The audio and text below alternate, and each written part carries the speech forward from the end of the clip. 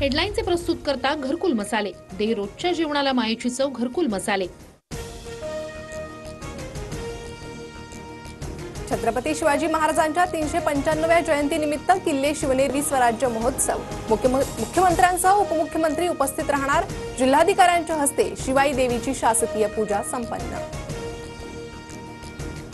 नागपूरसह सोलापुरात हजारो शिवभक्तांच्या उपस्थितीत शिवजन्मोत्सवाचा पाळणा सोहळा।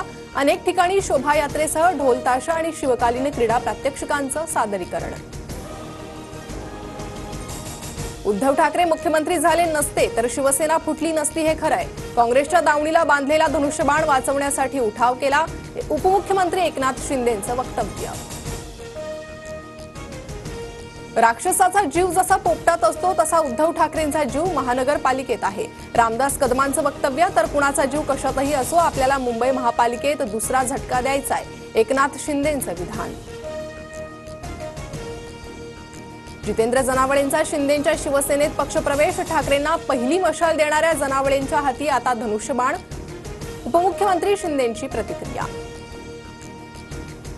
भेटीबाबतच्या चंद्रशेखर बावनकुळेंच्या वक्तव्यावर सुरेश धसांचा आक्षेप। मुंडेंना 20 ते 25 मिनिटच भेटलो, मात्र बावनकुळेंनी 4.5 तास म्हटल्यामुळे माझ्याबद्दल संभ्रम निर्माण झाला।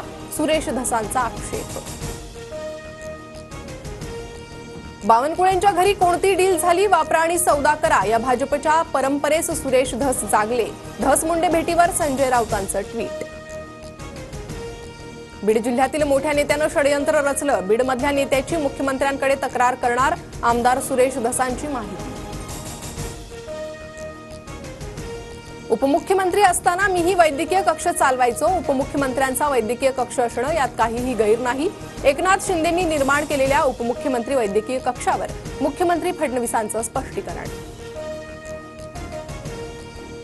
छत्रपती संभाजी महाराजांबद्दलची आक्षेपार्ह माहिती हटवा। फडणवीसांच्या निर्देशानंतर महाराष्ट्र सायबर सेलची विकिपीडियाला नोटीस। विकिपीडियाचा आधार घेत कमाल खाननं ट्विट केल्याची माहिती।